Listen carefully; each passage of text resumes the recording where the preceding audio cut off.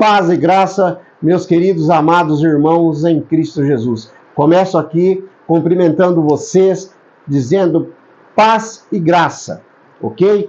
Porque nós vamos falar da graça, a graça maravilhosa de Deus, a maior graça concedida na vida do ser humano até hoje, e não terá outra igual. A graça maravilhosa, a graça salvadora de Deus em favor das suas criaturas, em favor da humanidade. A essa maior graça, ela custou muito caro, mas muito caro. Foi a morte de Cristo Jesus na cruz do Calvário, por mim e por você. Deus, ele amou tanto e ama tanto a humanidade a ponto de entregar o seu Filho para morrer por mim e por você. E a palavra de Deus diz isso, lá em João capítulo 3, verso 16, diz assim: porque Deus amou o mundo de tal maneira que deu seu Filho unigênito para todo aquele que nele crê, não pereça, mas tenha a vida eterna. Meus irmãos, que graça foi essa? Que graça é essa? É a maior graça de todo o tempo, dos séculos dos séculos. Não vai haver outra igual essa.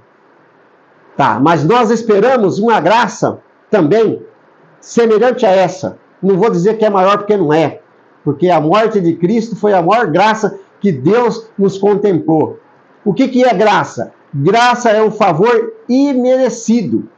Nós não merecemos aquilo que Deus fez por nós. Entregar seu único filho para morrer na cruz do Calvário por mim e por você. A maior graça agora, fora essa, é a segunda volta de Cristo. Para aquele que acredita que essa graça vai acontecer em sua vida, entregue a sua vida nas mãos do Criador e faça de Cristo Jesus o único e suficiente Salvador da sua vida, pela graça de Deus e pela misericórdia de Deus nas nossas vidas. Efésios capítulo 2, verso 8, Paulo diz assim: porque pela graça sois salvos, e isso não vem de vós, é dom de Deus. Eu vou repetir aqui, ó. Porque pela graça sois salvos, mediante a fé, e isso não vem de vós, é dom de Deus. É Deus, então, trabalhando na nossa vida, como trabalhou na vida do apóstolo Paulo.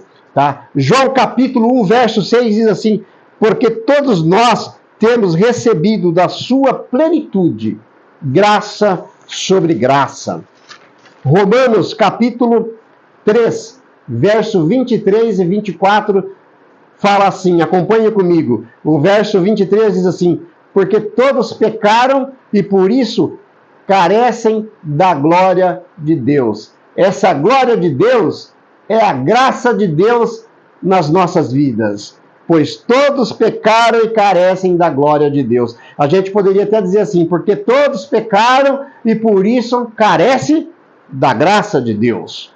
Aí o verso 24, o apóstolo diz assim: sendo justificado gratuitamente por sua graça, mediante a redenção que há em Cristo Jesus. Vou repetir aqui: nós fomos justificados gratuitamente pela graça, mediante o que há em Cristo Jesus. Pela graça, mediante, então, a morte de Cristo Jesus.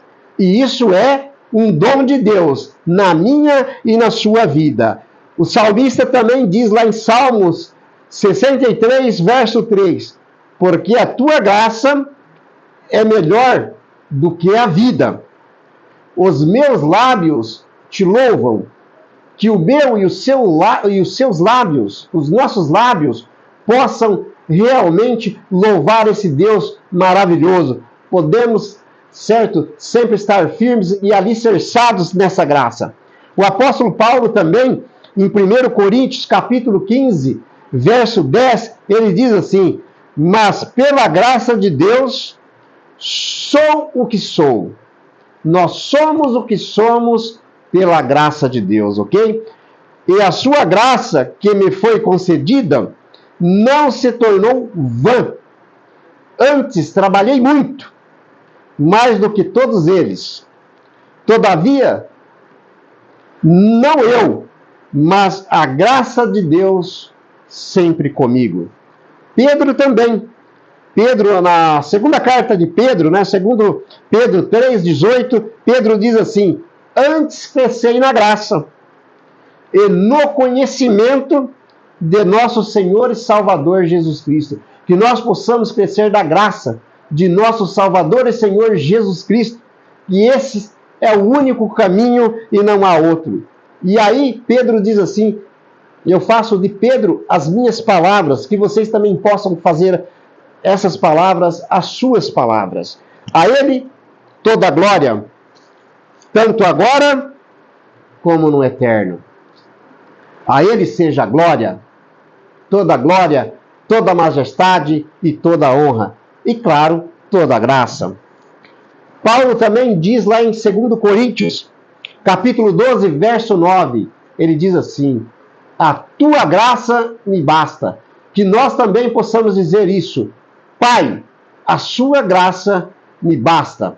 Que nós possamos fazer de Cristo Jesus o único e suficiente Salvador de nossas vidas. E para mim concluir, lá em Efésios capítulo 1, verso 7, novamente Paulo diz assim: no qual temos a redenção pelo seu sangue, a remissão dos pecados segundo a riqueza da sua graça. Aqui então o apóstolo Paulo, meus irmãos, ele está novamente falando do sacrifício de Jesus na cruz do Calvário. Acompanhe comigo, ele diz assim: no qual temos a redenção pelo seu sangue. Aonde foi? Aonde ele derramou seu sangue? Na cruz do Calvário. Por quê? Para a remissão dos meus e dos seus pecados, segundo a riqueza da sua graça, da graça de Deus em nossas vidas. Que vocês possam ter entendido esta palavra que Deus nos concedeu para que compartilhássemos com vocês. Eu pediria que vocês que estão me assistindo, aonde quer que vocês estejam, fechem seus olhos e acompanhem comigo através de uma oração que será o meu e o seu agradecimento a Deus por essa graça maravilhosa em nossas vidas. Fechem seus olhos. Grandioso e eterno Deus, Pai Todo-Poderoso, muito obrigado, ó grande Deus, por essa graça maravilhosa que o Senhor nos concedeu, que foi a morte do seu único Filho na cruz do Calvário por nós, sem nós merecermos. Obrigado mesmo, Pai querido, que o Senhor possa abençoar cada pessoa que estão agora nesse momento nos assistindo, que o Senhor derrame as tuas bênçãos, a tua graça sobre a vida de cada um. Em nome e por amor de Cristo Jesus. Amém.